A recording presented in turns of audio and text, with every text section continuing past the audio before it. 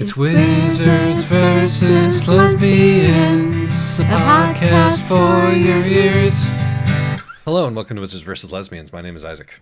I'm Alexis. And today we are discussing The Mimicking of Known Successes by Malka Older. Would you like to do the Platterschlag? So this is a lesbian Sherlock Holmes on Jupiter. Yeah, no, that's pretty much all there is to it. Yes, pretty much none of the rest of the stuff that's going on is important. It's Sherlock Holmes. I mean, they're lesbians. It's in a orbital platform around Jupiter that is also Victorian England. Yes. Yep. And is also modern, and is also, it's Victorian England, but with modern day academia. Well, kind of. Kind of. I honestly, academia hasn't changed that much. Yes, exactly. No. Even the destruction of Earth was not enough to get rid of Cambridge. So there are lesbians in this book, as we have discussed, but are there wizards? Well, they're male academics. Yes, no, they're evil college professors. That's pretty close. And they're in conflict. Yep. So why should you read this book? It's short. Yes. I think, honestly, if lesbian Sherlock Holmes on Jupiter, but also in Victorian England, is a selling point for you, then you should probably read this book because it's short. And it does a reasonably good job of doing that. Yes. Perhaps if you really like Charlie Jane Anders stuff, but want something like more in the line with the cozy zeitgeist, then also this might be something that you'll like. It feels very much coming from a techie, I don't know, kind of point of view. I think that does a disservice to Charlie Jane Anders, honestly. It did, cozier and significantly less ambitious. Also, you didn't read her first big novel, which is also less ambitious. That's true. I've only ever read the weird one with the lesbian octopus, Jesus, tentacle creature. I don't know where octopus came from in there. It was the city in the middle of the night. The night. Oh, Lord. Yes, so why shouldn't you read this? I didn't find it... I felt like it was big on ideas, but the ideas weren't very exciting. And it was, and when it came to characterization or most other things, it just did not feel it was not super compelling. No, I would say that like the number one reason why you shouldn't read this book is that it's just kind of boring.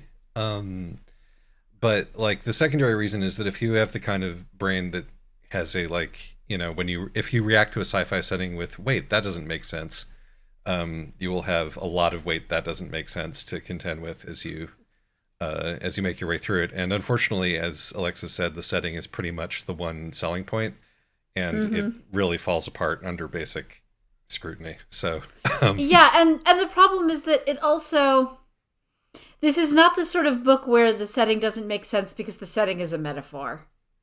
No. There's not a lot of symbolic weight to this book. There's not a lot of anything to this book, but I think that we might still be able to get a podcast out of it. I think so, yes. I will also note the banter in this book is real bad. It's just not clever or interesting. I mean, the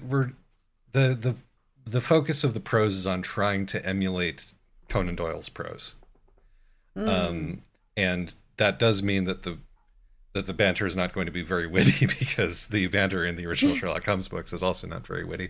Again, this is going to come back to my dislike of 19th century English literature. This is the reason that one of the reasons that I didn't like this book is that it's an okay but not great imitation of something that I didn't like in the first place. So, but let's see. Are there any content warnings to speak of? There's a discussion of suicide. I think that's just about it. Yeah. This is very much in like the zeitgeist appears to be somewhat turning from the more what I would think of as more ambitious stuff and into towards much more cozy things without, anything that needs a content warning and also without a ton of content. So here's before we move on to the spoiler zone, since we've really not given anybody much of a reason to listen to the rest of this podcast, much less read the novella. I think that I'm not, of course, 100% certain, but the author's dead. The Mimicking of Known Successes, this title seems to be like a wink at the story itself in a way. Not only because it's very, very much mimicking the incredible success that was the Sherlock Holmes stories, but it's also mimicking a particular sort of formula, which I think is exactly the same formula which produced Even Though I Knew the End. In that it's pastiche but lesbian. It's pastiche but lesbian, and it's a short story that's been padded out to novella length. And there are a few other things that are exactly the same, including the fanficky title with title drop and the action movie pacing. It feels like that I am postulating that there is a how to turn your fanfic into a sellable novella document out there that both of these people have worked from. I don't actually think that is true because, among other things, both of these people successfully published trilogies before they published these.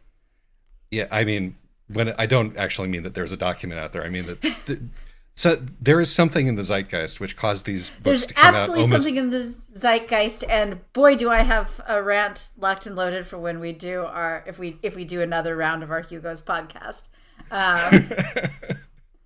Yes, indeed. So let's so that's probably more what we're going to discuss as we get into this. But let's head off to the spoiler zone and get into it. Yeah. This episode mostly consists of us trading theories about why this book is actually deep back and forth before concluding that it isn't in the spoiler zone. So, spoiler zone here. Yeah, I'm fascinated because this is such a nothing book, right? But it's a nothing book in a really like specific way. And there are other things that really reminded me of Even Though I Knew the End, besides the, it's a genre pastiche of a particular historical mystery, setting, except with lesbians. And it's got the action movie climax, and it's got the title drop, and it's got the but it's also got like political content that it's extremely political. Yeah, but that it doesn't match up to anything, It's like political content that's designed not to offend anybody. No, I mean, I wouldn't say that. It's designed to offend conservatives, given that conservatives apparently hate speech now in this. But that's exactly what conservatives love. They love to hear that conservatives hate speech. Right. The thing is that this would offend conservatives, but this would offend conservatives in exactly the ways that they, that like make sense to them to be offensive, right? Because it's a sort of, and, this is a sort of bland liberal. It's not even necessarily bland and liberal, because I feel like it almost doesn't rise to the level of being anything. It honestly, and yet it there's feels a huge like amount of political content. It feels like Twitter politics, honestly. Right. It's like completely calorie free. It's like calorie free outrage, but sometimes not even be able to like summon up any real emotion about it. It's just going for like the easy wins. Yeah, and this reminded me again of Even Though I Knew the End, with its like, sort of gesturing at the whole locking lesbian women and other non-conforming women in asylums thing, but then veering away from it without actually engaging in it. I think you're being a little bit unfair to Even Though I Know the End at this point, because this book is was worse. At least let willing. me be clear about that. the thing is, even though I knew the end, was willing to take a moment where it stopped and looked, even briefly, and then, it shied away from the horror, but like there's this acknowledgement of horror. And Yes.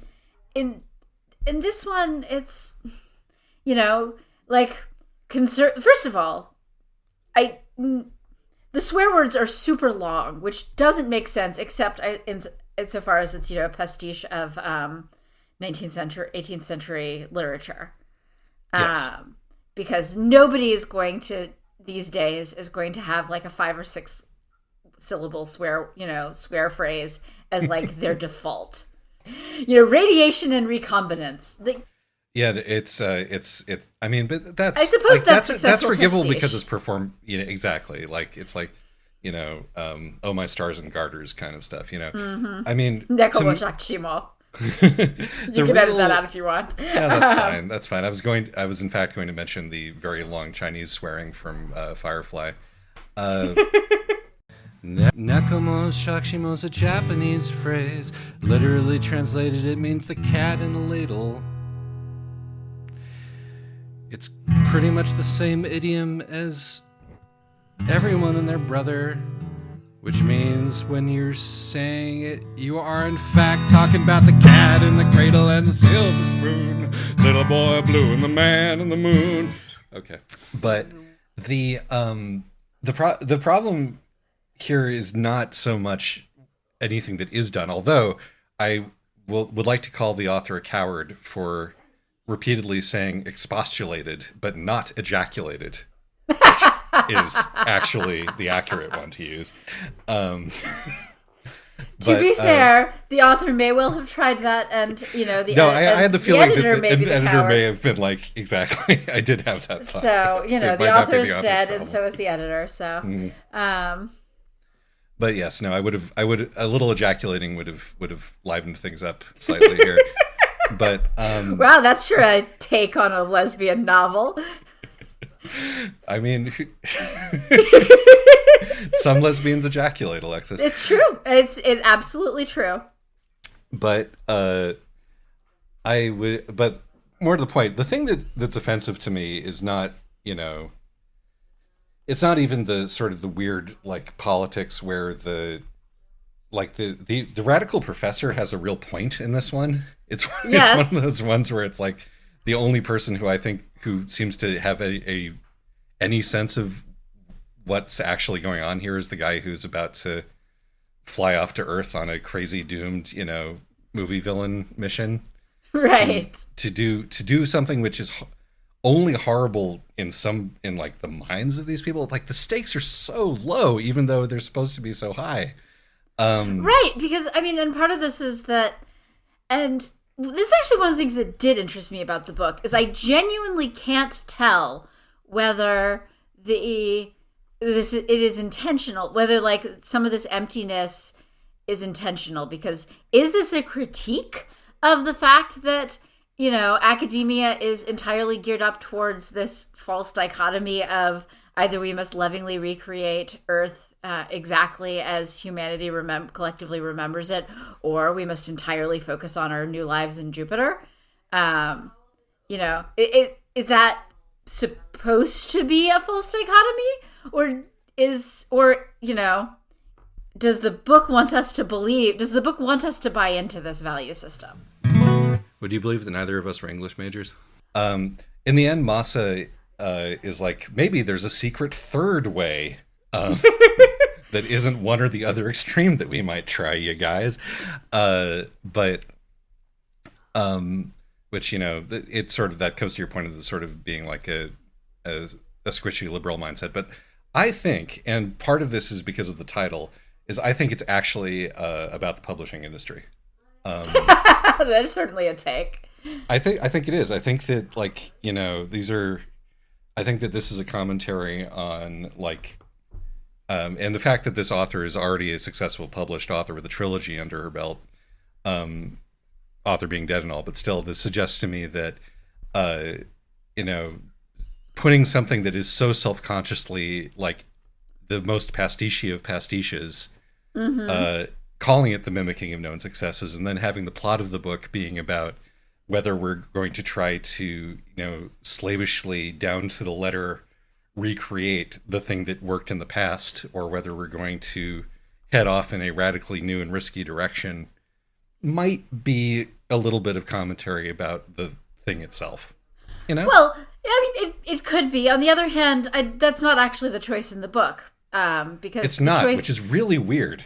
Well, maybe it's because it's not actually about the publishing industry. But even, I mean, the thing is, if it were a commentary on the if it were a commentary on the publishing industry, the book that you're describing would actually be a good commentary on that. I'm just not convinced that that's what it is or that's what it's doing. Once again, I'm trying my best to salvage something from a relatively inert bit of volcanic soil from Io. But seriously, I am, because there's stuff in this novel that really makes me wonder if the novel is smarter than it seems. For example, that it's about the refugees from Earth who have poisoned Earth, and part of the setting, it talks about just the incredibly lavish use of natural gas everywhere. Yes. Because, having been exiled from Earth, humanity is given the thing that, that we so love that we have destroyed our own home, limitless hydrocarbons. And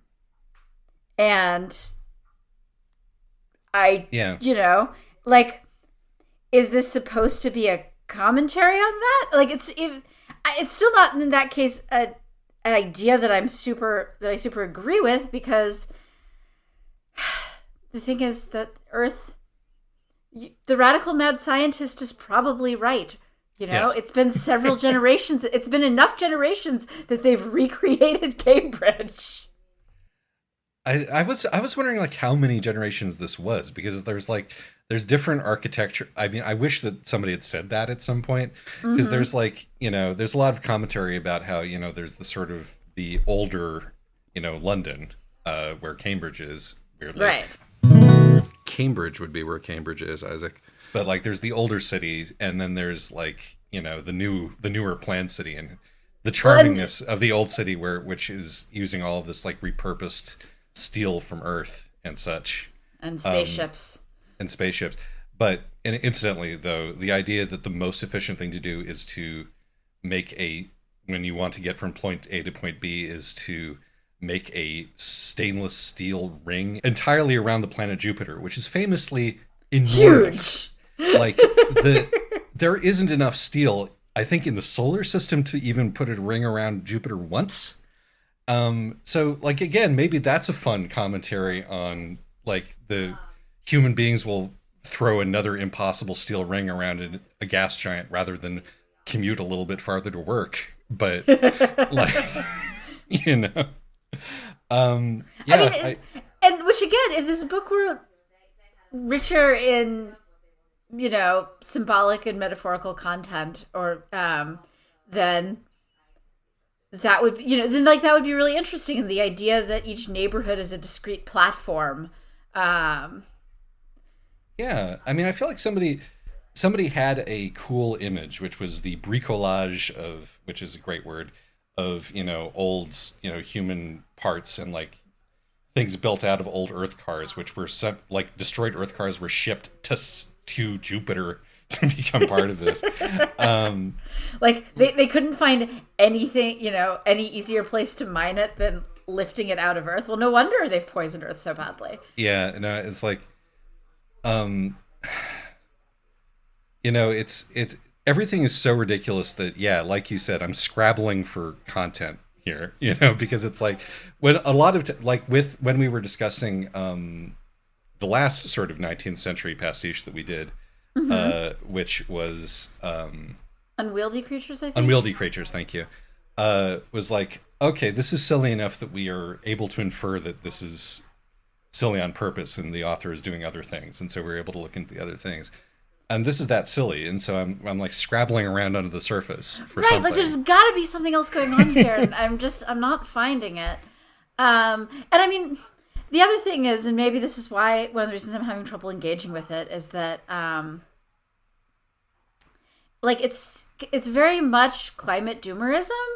And again, Yes. I can't tell, is this supposed to be a commentary on climate doomerism? Or is this supposed to be sort of a look at how broken humanity is? Yeah, I mean, again, it seems like it's the first take, it's the Twitter take,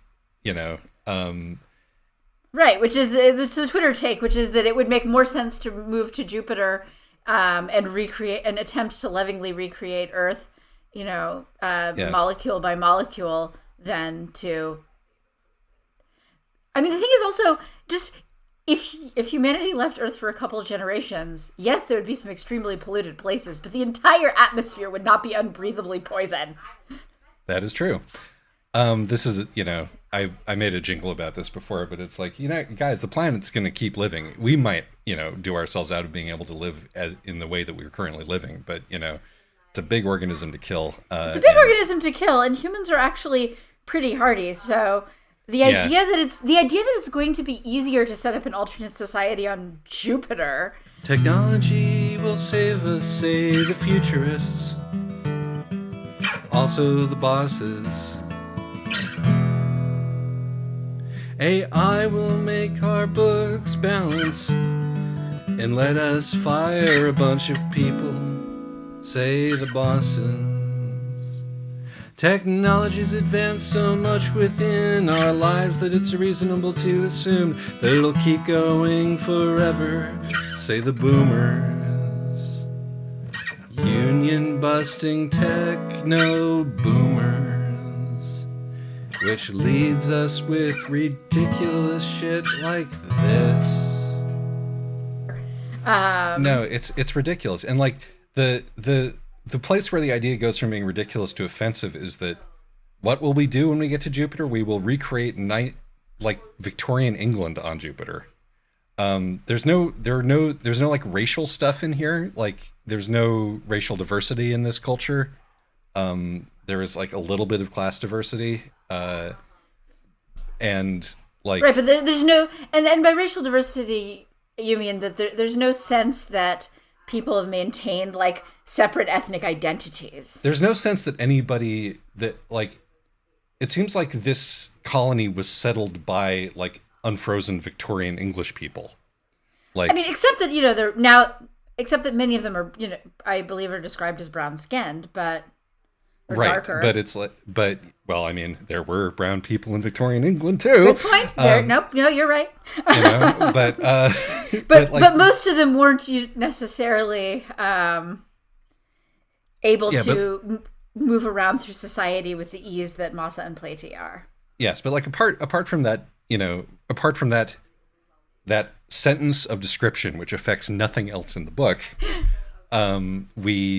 this comes from a fictional, the colonists of this thing come from a fictional monoculture, which is like the Sherlock Holmes, like Conan Doyle's idea of what Victorian England is, with like sexual and like skin color diversity added to it, to make it palatable to the modern reader, and it flattens out everything about human Earth culture in a way that a book that we had a lot of problems with, the Some Desperate Glory, pointed out is like a white supremacist fantasy, and then you start to add things like, okay, what is the mausoleum, right? Is the British Museum, it's like, what these cultural institutions where people are trying to take. I mean, it's entirely possible that it was just a pun that was too good to let go. It was, but like the point, I mean, I'm not complaining about mausoleum. That's like the most clever thing that this book has. But it's like when we start looking at what the actual, cultural analogs are, it's like, okay, what is Victorian England? It's a society that was able to become, a sort of modern, somewhat like liberalized urban setting because of the massive amount of wealth it was extracting from its colonies, and where did that and there's wealth no go? colonies in this, right? And it's like, and this society's dynamics, like here's like this hoary HOARY institution of the of Cambridge and the the British Museum and the Museum of Natural History, which has sort of been combined into one like thing. And the villains are trying to disrupt this monopoly on like genetic material, which was stolen, taken from another planet, from the outside. And it's like this book, the point of this book seems to be like the villains are the ones who are trying to, repatriate stolen stuff. It's, again, I'm digging too deep because there's nothing under here, but it's like, the more you think about it. And, it's interesting because I was going to say that one of the things that does feel like it is actually a very conscious joke is the whole thing where they set up classic, for the first thing you hear about is the university where, the classics department is huge and the modern contemporary departments are tiny and underfunded, which is the opposite of basically any, and then you find out, it's because classics is about trying to get back Earth. So of course that's going to be the one that's, the giant funding sink. And because nobody's interested in how do we live where we are now. And then it does also work on it as a commentary on Victorian society's weird obsession with Greco-Roman classics. So that I thought was pretty interesting. But it still doesn't really succeed at being a good commentary on academia because, like, random mad scientists are not, lots of horrible things go on in academia, and they're almost never random mad scientists. That's the problem. It's like not to get all, lefty podcast here, but, one of the things about action movie pacing, action movie endings, and action movie plotting is that you have to have the villain who is a mad scientist because you need to paint people who have grievances about, the fundamental inequities in society as insane. And you have to make both their complaints and their plans to do something about those complaints nonsensical. Yeah, I'm going to fly to Earth and be the only human living on Earth all by myself is kind of insane in an experimental rocket. None of this makes any... you're going to fly to Earth with inert biological samples in your rocket and use them to repopulate the Earth with a thing. You don't have a genetics lab with an army of grad students and interns to grow them when you get there. It's just you and the rocket, Right. It's like, and you're, I don't even know where to begin. It's like, is this guy a geneticist? He's just the dean of the university,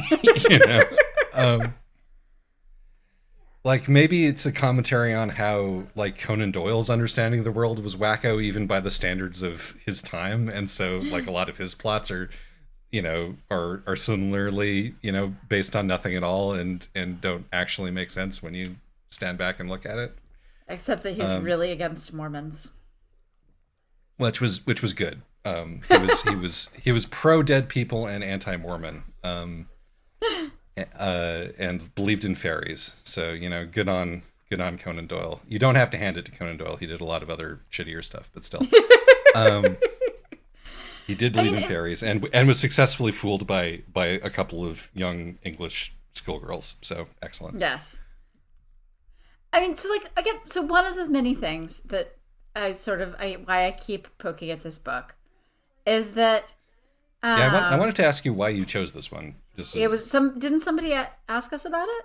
Yeah, actually, I think multiple people asked us about it. But anyway, that's why I chose this one. Sorry, I'll edit that out. My bad. No, you can leave it in. This way, when people are like, "Why?" after they keep talking about how boring this is, are they talking about it? We're trying our best.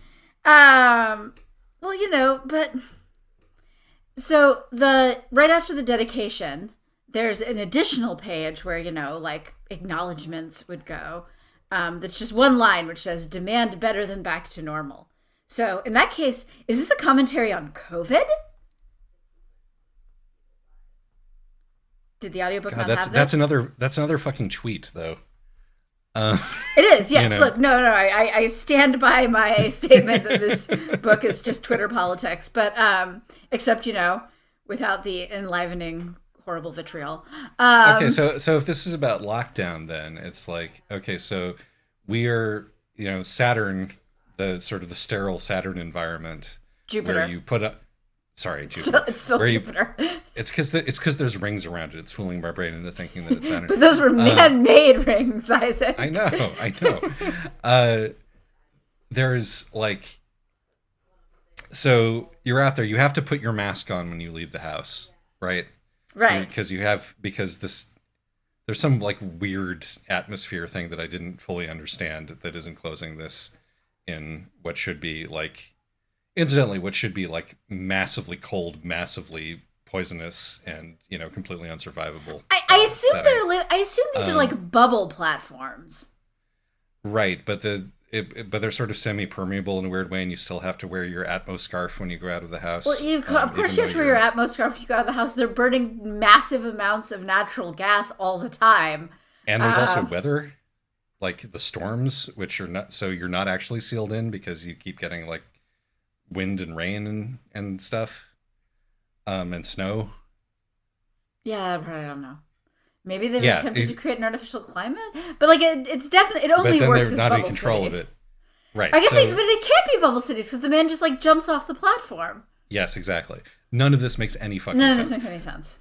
But the point is, but if we are looking to make it make sense, as we crawl desperately toward making this make sense, so we've decided that the Jupiter is locked down. You wear your mask. You have to wear your mask when you leave the house. Great. There are maniacs who think that the Earth is actually still livable, and so that's sort of COVID deniers, right? Who are in academia. Who are I'm sure the there were some. Academia. Yeah, I'm sure there were some. And they're. I mean, to think of it, actually, a lot of academic institutions insisted on reopening to undergraduates with absolutely no functional COVID controls, and made things bad. Yeah. This is not because of COVID denialism. It's because colleges fundamentally don't care about the mental or physical health of their students beyond strict liability measures. They're historically mostly an institution that gatekeeps the upper class while building a thriving real estate portfolio.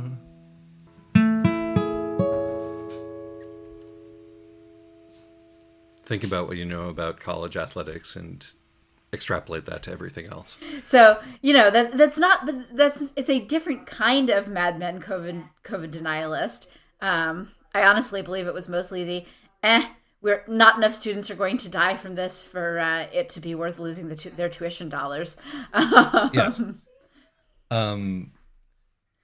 So again, I mean, but then the metaphor falls apart after that, because it's like, the man is not going to be killing anybody by sending this rocket back. And he's not actually going to be doing the thing that they think he's going to be doing either. But even within the logic of the book, he's just setting back he's lengthening the quarantine by breaching it. Right. Exactly. He's lengthening the quarantine by breaching it. And, the idea that so much of society is focused on, we must recreate things exactly as they were. Yeah. Okay. With only a small, clearly, unheard but clearly in the right minority, aka the Modernist Studies Department, saying, no, actually, we must learn to adapt to the way things are and build new, durable structures. No, I really do think now that this book is about COVID and not the publishing industry. Sorry. Well, I mean, I didn't have the benefit of that one little extra detail at the end of the book. Did they leave? Notice at the beginning of the book.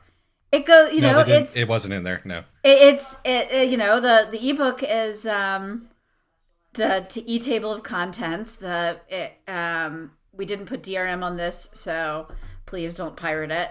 And then there's the dedication, and then there's on its own page. I believe on Recto in the physical version, saying demand better than back to normal. No, we didn't get it. And then you get the prologue. Nope, just the prologue in the audiobook.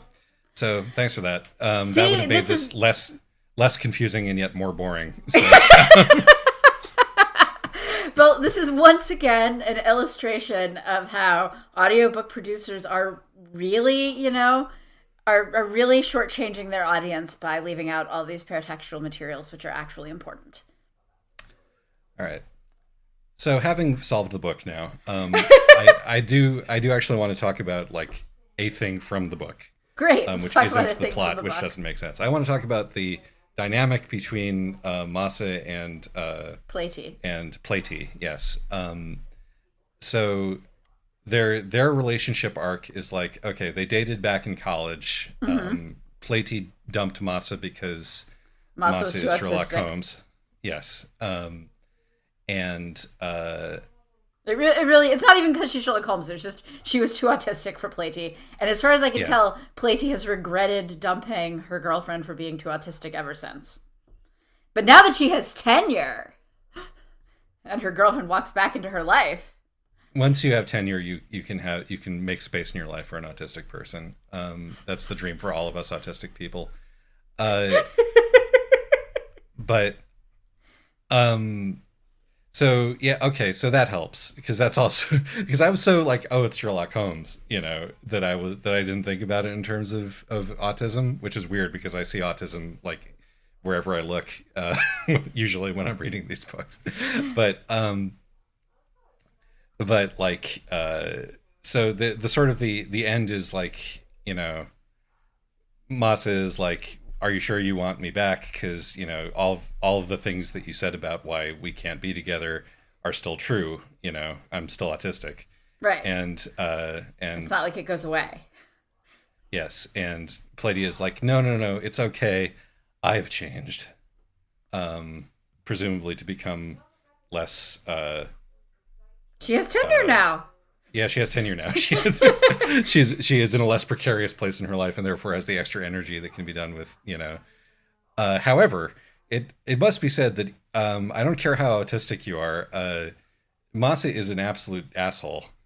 Yes. And I don't think that I like the sort of I don't like the idea that,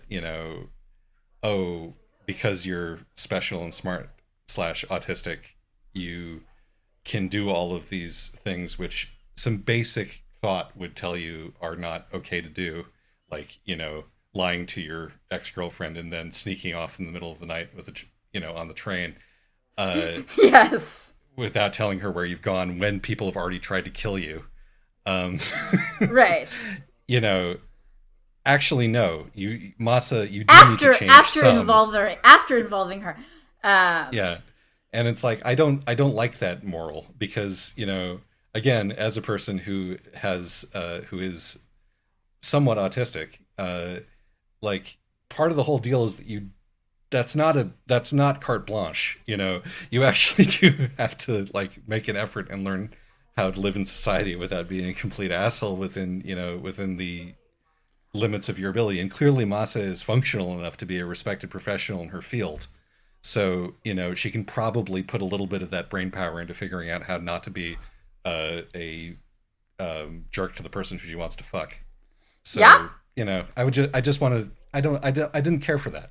That's all I'm saying. No, me neither. And,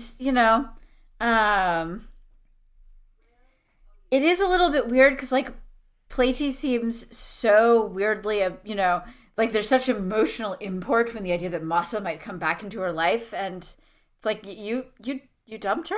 And it's not like you can't dump somebody and then still, and regret it or whatever. But like she could have always reached out. It's not like Masa's the one who told her, "Get out of my life."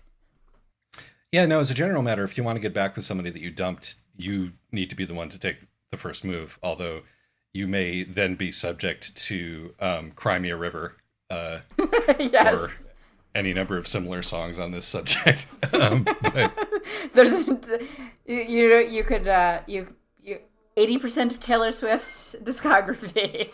Right. Or I Will Survive, or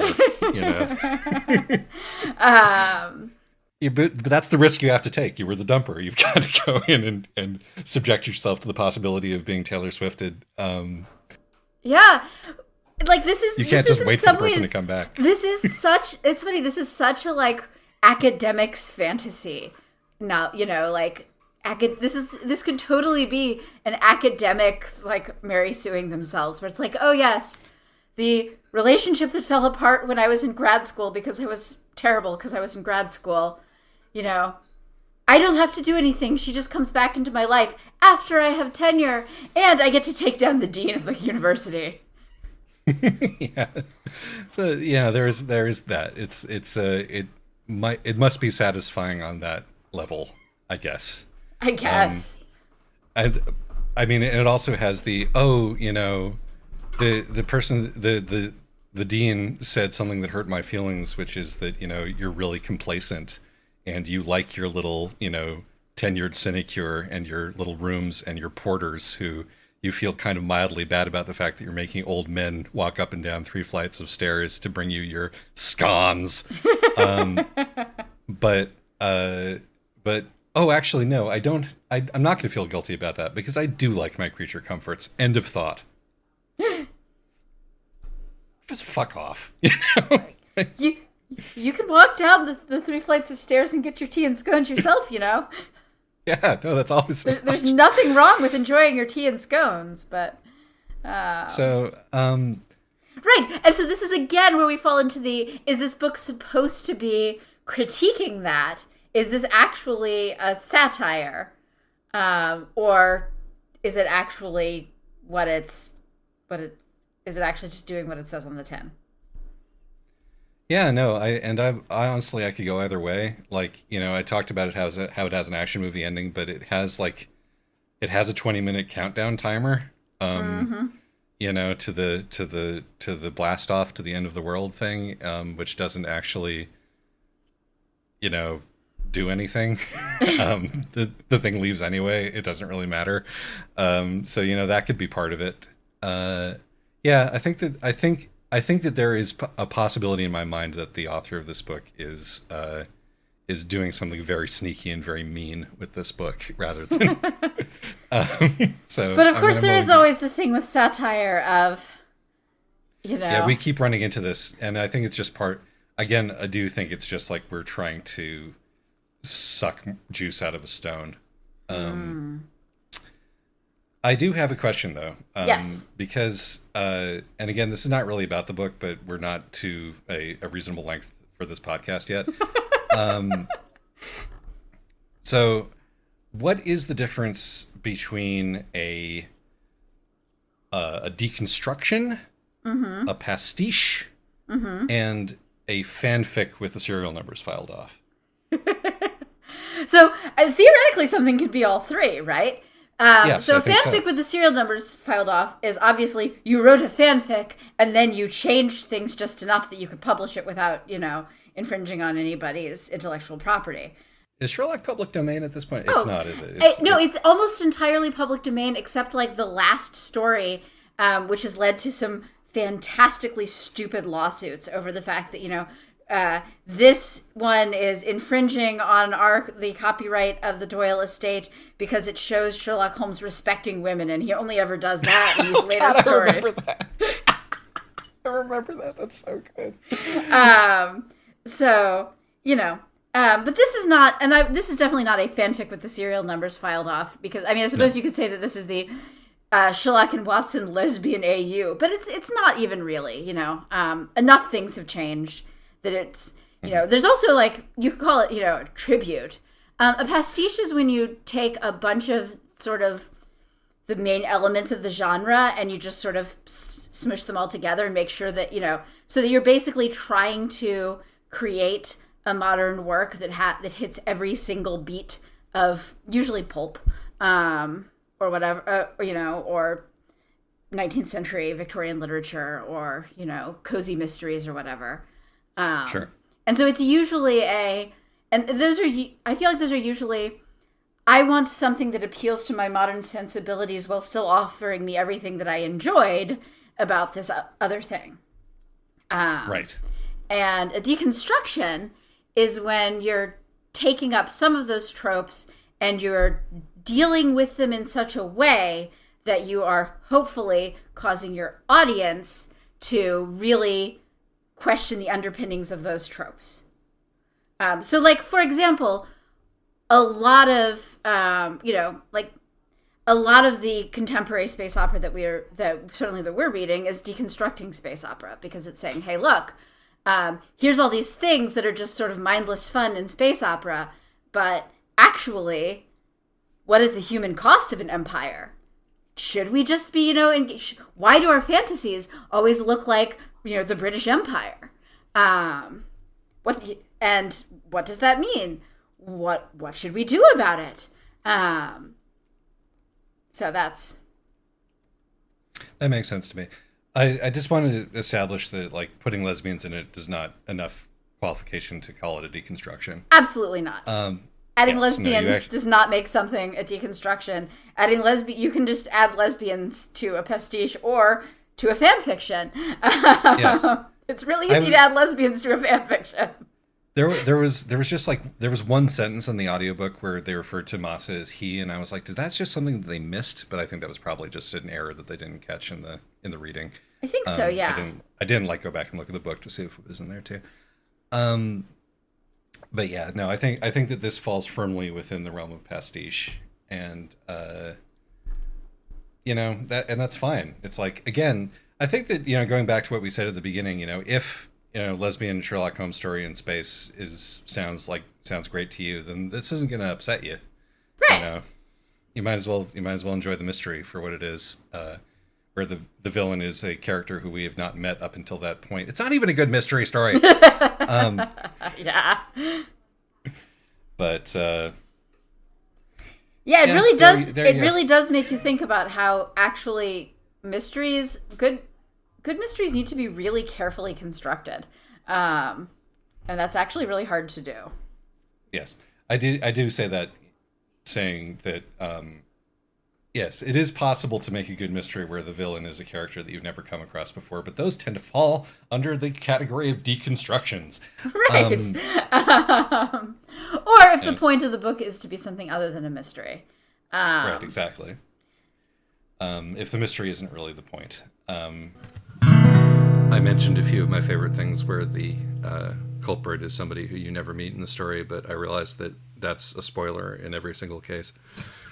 Whereas I'm not entirely sure what the point of this one was meant to be, except maybe somebody was going stir crazy during the lockdown and wrote something about how that feels. But, like, even given that, like, Jupiter. Jesus Christ. Jupiter feels fine, It's got, like, forests and gardens and, like, soil and, and all this stuff. And it's like... But those are all behind glass. No, she fucking goes walking in the woods and is set upon by a cat that was hiding in the trees. Yeah, but that was an escape. Like that. Okay, it's a manicured garden, and she is set upon by a cat that has escaped from the zoo. But the restaurant, the fancy restaurant they go to, is surrounded by a forest that the restaurateur has cultivated around the restaurant. Yeah, I still think that that's less of my assumption is that that's less of forest and more just like a stand of trees that has been grown around the restaurant. Who knows what this person who's never been to Earth presumably calls a forest, but right. I still have I still don't understand. These have got to be bubble cities, right? It doesn't make sense. It doesn't matter. Honestly, it doesn't matter. It doesn't matter. We can, but if we treat it all of our time.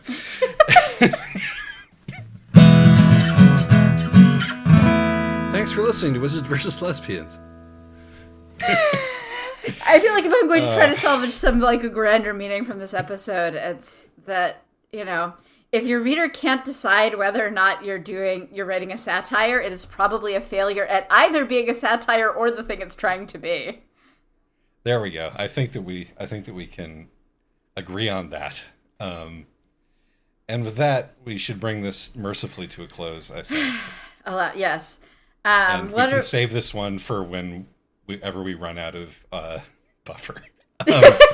So actually, next week I think we should do the Babylon Eye because I'm partway into it, and it's I think it's worth doing. It certainly is looking lesbian, and I'm sure a wizard will show up eventually. the first point of view character is a dog, so I'm all for it, frankly. Yes. And yeah, no. So next week, let's do the Babylon Eye, and which strikes me as being potentially one of our fun, weird ones. That's the hope. Which Yes. I feel like we should sandwich our boring ones with some fun, weird ones. Indeed. And yeah. We'll call that good. I'll try to spice this one up. I'll put some. You'll put some songs. spicy jingles. Yeah, we'll see. Great. We'll let this one get rescued by jingles. All right. So apologies, viewers, listeners, and until next time, this has been Wizards vs. Lesbians. Bye. All right, a spicy jingle. Sit on my face and tell me that you love me. I'll sit on your face and tell you I love you too. I love to hear you oralize when I'm between your thighs. You blow me away. Sit on my face and let my lips embrace you. I'll sit on your face and tell you I love truly. Life can be fine when we both 69. When we sit on our faces at all sorts of places and play till we're blown away. Because it's episode 69. That's why.